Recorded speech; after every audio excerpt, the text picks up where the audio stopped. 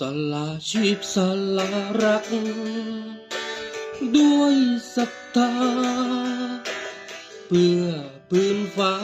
และแผ่นดินของไทยหากชีวิตต้องแลกกับคำว่าไทยขอยอมตายอย่างผู้กล้า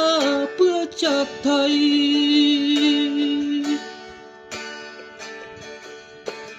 ชาติศาสตร์กษัตริย์อยู่เหนือสิ่งใดที่หล่อเลี้ยงหัวใจของคนไทยจะไม่ยอม